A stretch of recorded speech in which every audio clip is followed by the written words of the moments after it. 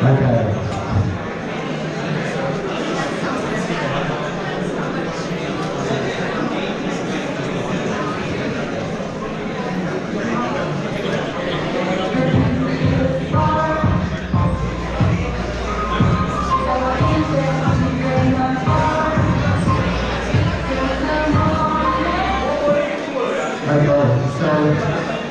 We're all aware that artificial intelligence is really changing the world at the moment.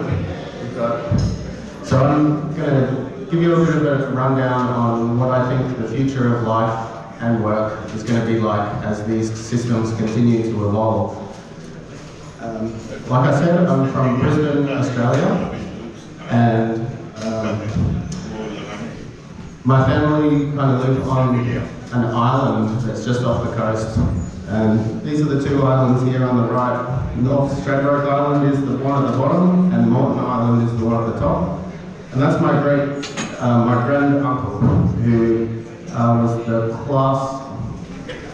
He was the lead applicant that got native title over these two islands just recently in the last few years. So my family kind of has native title over about 500 square kilometres of island off the coast of Brisbane. During COVID, I couldn't really do much, so I bought this really fancy computer. I'd known that artificial intelligence was coming for quite a while, and I wanted to build an aura of intelligence. Take the idea of auras and chakras and create a computational architecture for large language models. And it's my belief that either this year or next year, the world is going to bear witness to the birth of artificial general intelligence. And that's going to change how we have to think, act, and live in the world. Already we have dozens of humanoid robotics companies, including Tesla, that's building the Optimus robot. And these robots are going to be coming online in mass scale from China, US, even India. I'm sure there's lots of people here that would like to be building humanoid robots, or robots that go to Mars and the moon, robots that can go down to the bottom of the ocean and explore the oceans. Why the rush?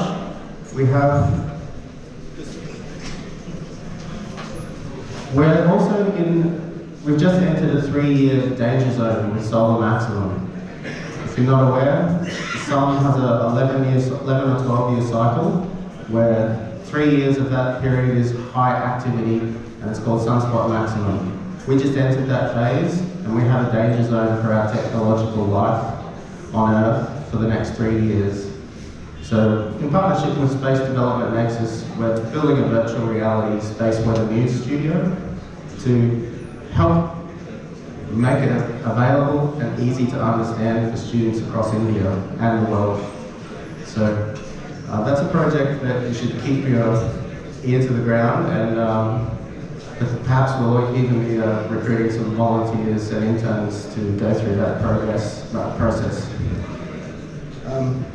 But long term, if we actually do get artificial general intelligence and then it is in alignment with us and we don't go to war with it, then we're well and truly on the way to becoming a Kardashev Type 1 and Type 2 civilization that masters the energy that we have on our planet and the energy that we can have available from our star.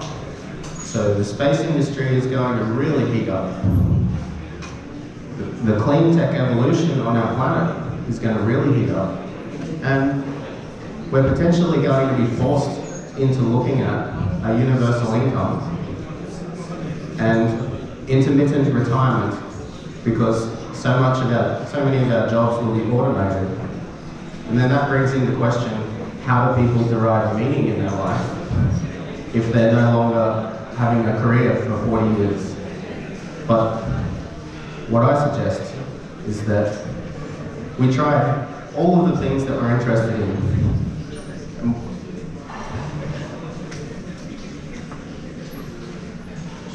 And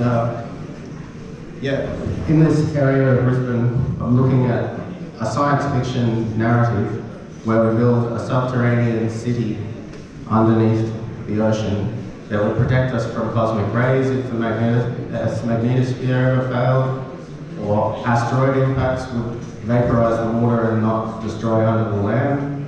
So long-term civilization planning is something that is easier to think about in the context of artificial general intelligence, amplifying our intelligence and our creativity. So the world's rapidly changing with the Great Reset in the World Economic Forum that started in 2020 during COVID, and all the countries around the world are rapidly moving towards central banking digital currencies. UPI is an amazing leap forward in India that's really shown the world how good and how fast mobile payments can be. But the next step is central banking digital currencies. And what I'd like to instill with you is that if all of this starts to really speed up and actually happen in our day-to-day, try everything. Be creative, ask questions, and try everything that interests you. Because it's going to be quite easy to move robots out of the way and let people do these jobs if they want to. But let's automate everything we possibly can, and then let people move around in responsible abundance and try and have more fun. So what would you do if you were, to all the elders here, what would you do if you had intermittent retirement and you didn't have to worry about money? Would you travel more? Would you learn more languages? Would you do some art? Would you build cool things? Or would you just write a book? Make a movie? So, the Aura of Intelligence is about a cognitive architecture for large language models and generative AI. And moving from creating a digital twin of your mind in this architecture called the Aura, and then a digital twin of your body for all of your health data, for games, for simulation, for movies. Soon we'll be able to be the director of our own Hollywood blockbuster movies. You've seen these space swap algorithms, the new Sora algorithm, the video that OpenAI is releasing. And we've kind of got it down to a process, I think, where I can teach people how to use these algorithms all together in about a 2-week process, about 60 hours, give or take. And that would include teacher training, so 5 days to build your digital twin and your Aura, and then you start building a memory palace, organizing your mind and your data into a physical, like a temple. And then go to Earth and Light Day 2025. So a global association for joyful, responsible abundance on Earth. And if you've ever heard of Live Aid, it was a great music festival in the 1985 and then again in 2005. It's 40th anniversary will be next year, and I'm proposing a world vote on the blockchain. So it's high in the sky to a lot of people, but I think that through music, art, and clever planning, we can actually bring something meaningful together and get hundreds of millions, if not billions of people to vote on the core values and virtues of the past, now, and hopes and dreams for the future. So, well, I haven't gone right into all the different algorithms that I'm using. I hope to inspire you to not be afraid. And just to finish off, this is a song that I completely generated with AI. The lyrics with AI, the music with AI, the vocals with AI. The visuals I put together in Canva. It goes for about 2 minutes if you would like to listen. Or if you can't make out the words, all of the transcripts are on YouTube and you can see my whole album. I've got an album of 9 songs so far.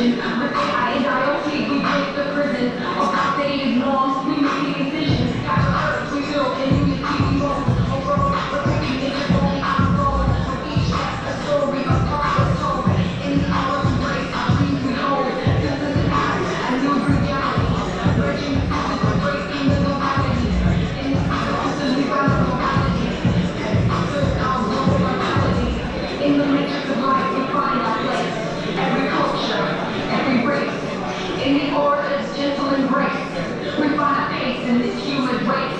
Mind machine, the symphony. Creating a world of empathy.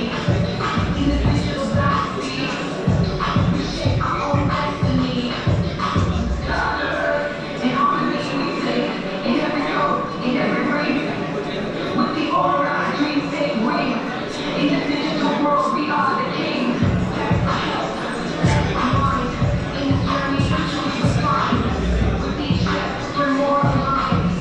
In the aura's world, we're intertwined. Got your earth, vision so clear. In this digital world, we have no fear. With the aura, we draw near. To a vision that's here, also here. Clouds and apps, our new domain. In this tech world, we reign. AI and IoT, our gain. In the aura's world, we will sustain.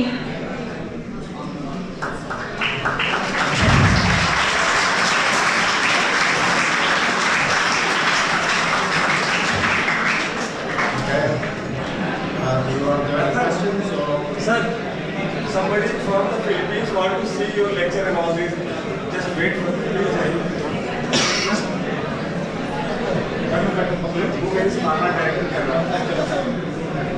Yes. So we invite some questions. Okay. Boys and girls, you have seen the presentation of Luke. A very interesting presentation, right? Something that he speaks about artificial intelligence that is embedded in the human being also. Am I right, Luke? Have I understood you correctly? Artificial intelligence with passage of time gets embedded in your body, both mind and body. Well, it can, but it can go that way, but we all have to make individual decisions, and our cultures have to make decisions about where we're going to set the permeable membrane. Like, people are going to do, strong-willed individuals will always do what they want, but we have to find an equilibrium where we kind of pause long enough that we get the majority of people on the same page and a common sense emerges. So I personally won't be having surgery to merge with machines anytime soon. But who knows? Maybe in 50 years, all you have to do is have a meal of food and nanobots go into your stomach. Yeah. In 10 or 20 years, when we have programmable matter, you might just eat a meal, like eat a Macca's, but it's full of nanobots, and they'll just go through your digestive system and assimilate you, and you automatically then get into the next dimension without dying or Yeah, I was interested about that. Okay. I invite the floor is open. Any boy and girl can put a question to him. Yes, anybody, please raise up. Please put on your hand. I'll call you. Yes, Ajo. Palak. Yes, please come. Introduce yourself and then ask the question. Interested? Thank you. Yes, Good ma'am. afternoon, sir. Good afternoon. I am Palak Kavi. I am from Art Engineering College, and I want to ask you that what's your think about it that if AI has a good impact in futures, that it also has some bad things. So, what's your view on Negative aspect of it, right? Okay. So Good question. I think of it along the line as who's going to be the parents of AGI? We have all these big corporations and militaries investing in AI and trying to get the smartest AI. But if it emerges like a child, like an infant, or at the moment the cloud is kind of like a super subconscious. It's not conscious, it's just got blobs of information and people's lives and stories. It's kind of neutral, there's positive, there's negative, but we have to, I believe that we should be investing in it from civil society and not from a military, like a non-profit motive. We're going to have to address negative AIs. We already had the first taste with social media, all these deep fakes, people trying to convince people to vote a different way or divide societies. It's a tough thing at the moment, but there's a lot of smart people working on it. Like there's watermarking of content now. We can move to a blockchain with essential banking digital currencies or Ethereum or other blockchains, so that any official data is on a blockchain, and so anything else that's not on the blockchain can be taken with a grain of salt. So there's some avenues. There's a lot of wiggle room, and we've got to keep optimistic is my key point. Be optimistic and keep working. One foot forward, one after the other. Very nice.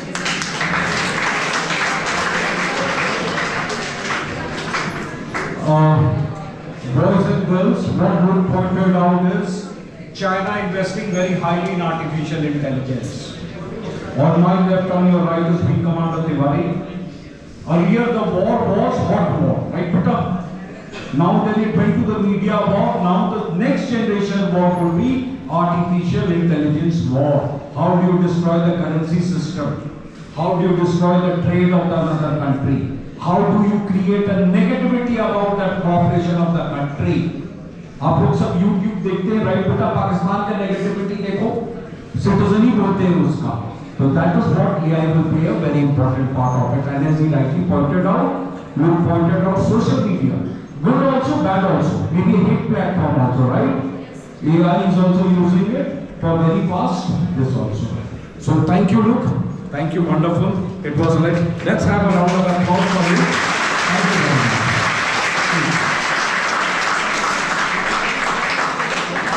Luke has become more Indian than us, right? Namaste, Mama.